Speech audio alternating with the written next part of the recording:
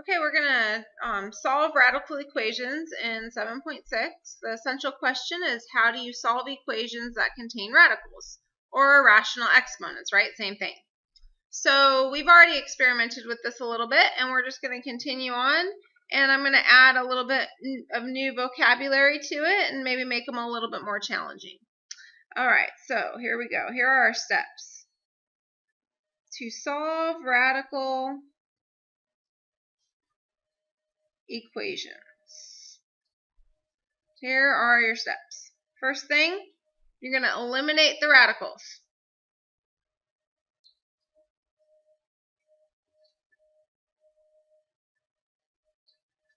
Or, as we call them, rational exponents. It's easier to work with rational exponents, so that's how I'm usually going to do these, okay? And the way that you're going to eliminate this is you basically raise each side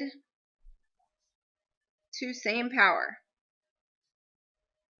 A power that is the reciprocal, right? So that power is going to be the reciprocal of whatever the exponent happens to be. Oh, you won't probably have multiple. You'll just have one. Okay, so you need to eliminate your radicals for the variable, right? If your variable is under a radical, or if your variable has some rational exponents, you need to get rid of those rational exponents or those radicals. And the way that I do it is, I write them using rational exponents, and then I raise each side to that same power that will basically undo that exponent or reduce it down to 1. Okay, and then the thing that we're going to add to this today that you haven't quite been checking for yet is you're going to check for extraneous solutions. So you're going to check for solutions that are extra. Okay, that's kind of the root word here. You're going to get potentially some extra solutions that won't work. And you check these by plugging each solution,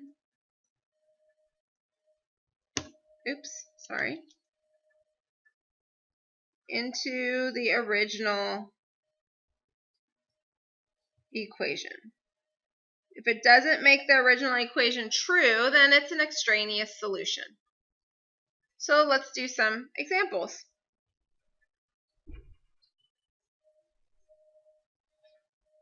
Okay, so we are going to solve, and then we're going to check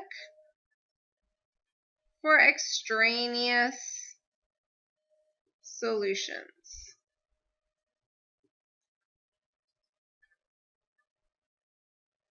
All right, so first one we're going to do, we'll do 5 minus the 4th root of x equals 0. Okay, so my goal is to solve, means get x by itself. Okay, the first thing I'm always going to do, like I said, is I'm going to turn this into a rational exponent.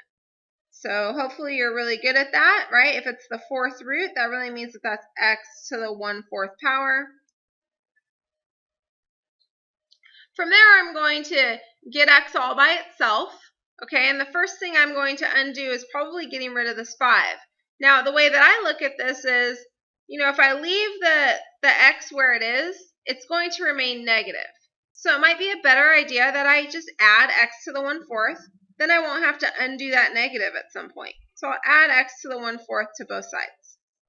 So I get 5 equals x to the 1/4. Okay, now the question is, what should I do now to get x all by itself? Well, currently, this is x to the 1/4 power. I am going to raise it to some power that when I multiply the powers, I end up getting 1. So, of course, that's going to be the reciprocal of 1/4, which is just 4, or 4 over 1. I need to do that to both sides. So 5 to the 4th power, well, that's 25 times 25, which is really 625. And that's going to equal x. Okay, so now I'm going to check that. So I'm going to go over here to the side, and I'm basically going to check that x equals 625 will actually make this original equation true. Okay, so when I check this, I just plug it back in. The fourth root of 625 should equal 0.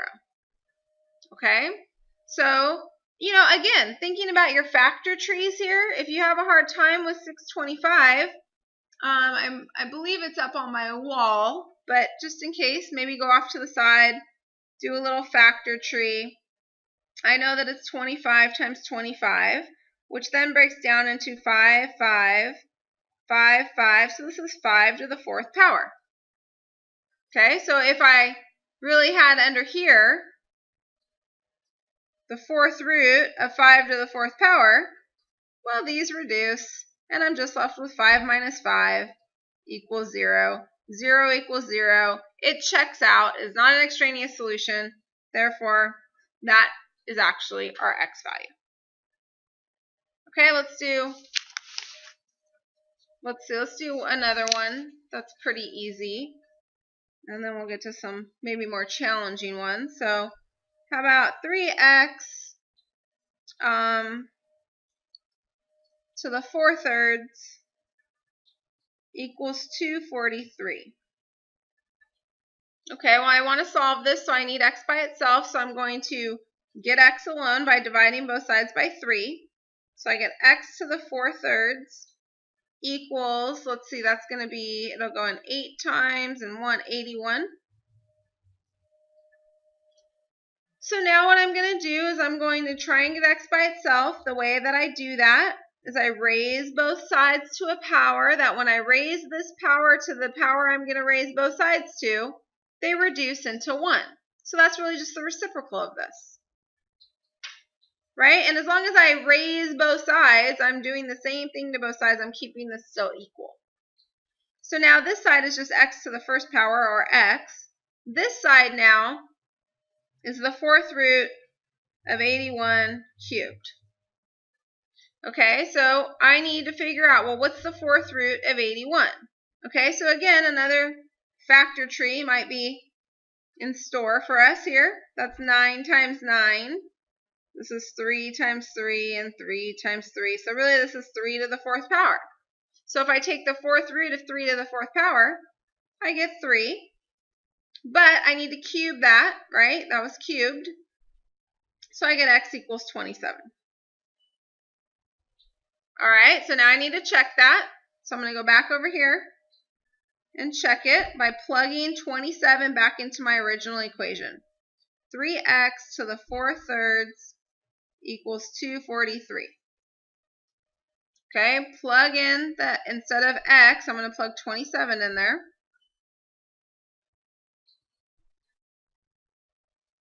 Okay, so this really is the cube root of 27 to the fourth power. So let's see what I get here. What's the cube root of 27? Well, 3 times 3 times 3 will give me 27, so that means that there are 3 3's in 27. So I can pull out a 3, and then I need to raise it to the fourth power. And I think we already established that 3 to the fourth power was 81. So this is really 3 times 81 equals 243. And then I think earlier we established that if I take 243 and divide it by 3, I'm going to get 81. So that means if I go backwards and multiply these two together, I'm going to get 243. So far, no extraneous solutions. Everything's been working out great. All right, so let's see if we can find some problems with some extraneous solutions.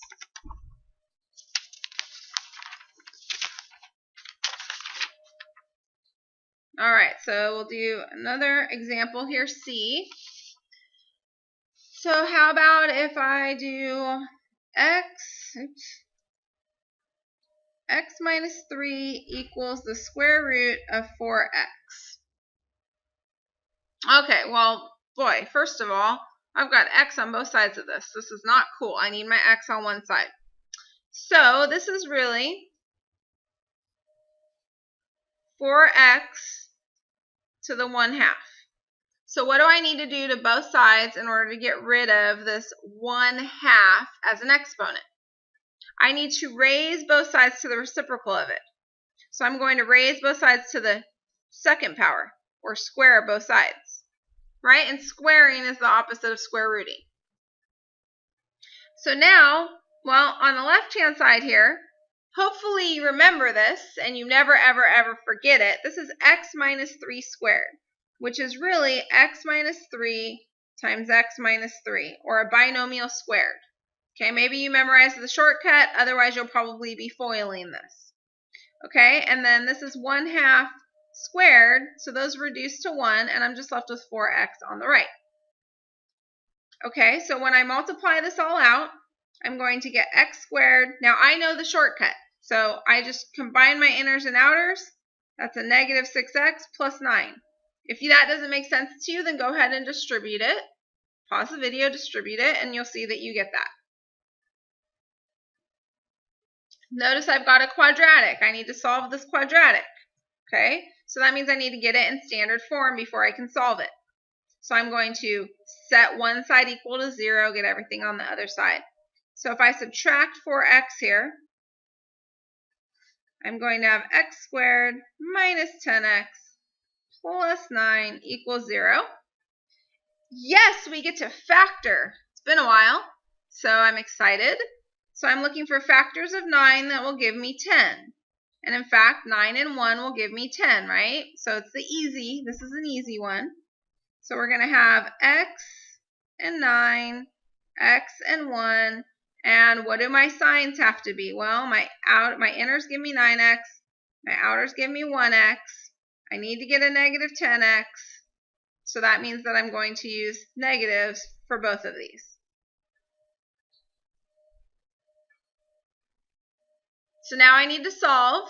Okay, I'm going to use that zero product property to allow me to solve these. So I can take both of these factors, set them equal to 0, and solve. Okay, so x minus 9 equals 0, and x minus 1 equals 0. So I'll have x equals 9, x equals 1. So now I need to check both of these solutions by plugging them back into the original problem. Okay, so I'm going to do that up here. 9 and 1 is what I'm checking. Okay, so plugging 9 in first, I'll start with that. So 9 minus 3 equals the square root of 4 times 9. Let's see, so this side gives me 6. This side gives me the square root of 36. And in fact, that does work. So x equals 9 is one of my solutions. Okay, let's check our other solution, make sure that that one works. Okay, so I'm going to plug 1 in everywhere where I see x. So this is really negative 2 equals the square root of 4, or negative 2 equals 2. That one does not work, right? That is not a true statement. So this one is an extraneous solution, right? Extraneous. Okay, so really our only solution is going to be x equals 9. Okay. Next problem, this will be our last one, so you get a nice short video. But there's a lot here, so, right? We're taking all the algebra that you know, we're throwing it all together, which can be kind of overbearing. So if you need to rewatch the video, do that. If you need to, I don't know, watch another video on YouTube, maybe somebody's made one that's better than mine. Oh, I'm sure they have.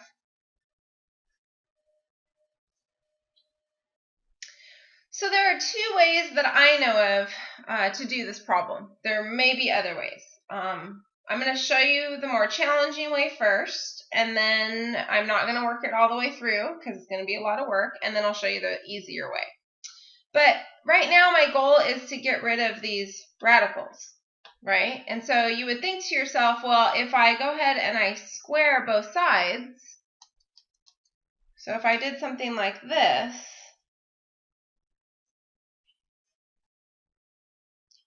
then I could get rid of those radicals.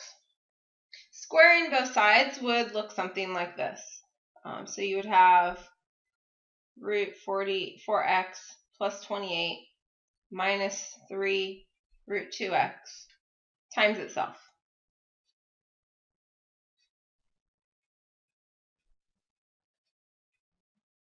And then squaring 0 would just give you 0. That's all fine and good. So just remember now you're going to need to do FOIL, right? You got two binomials, so you're going to have to work all this out, work all this out. And when you're all done, after doing several minutes of work, you will get the same answer as the next way I'm going to show you. So I'm not going to approach it this way, but that would not be wrong, okay? You can do it, it's just lots of work. And you have to make sure that you can keep everything straight. So instead, I'm going to go ahead and rewrite this problem.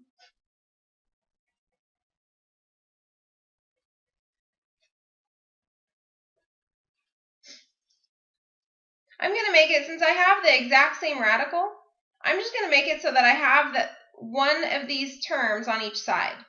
So I'm going to add 3 root 2x to both sides.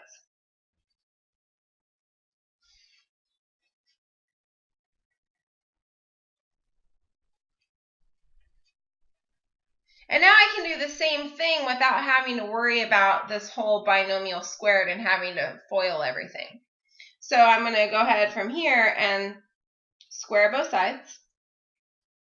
Squaring a square root, they basically cancel out. They undo each other, inverses of one another.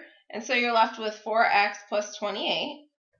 Now on this side, I've got a product. I've got 3 times the square root, right? So the 2 needs to be given to each of these factors. So I really get 3 squared, which is 9, and then the square root of 2x squared is just going to give me 2x.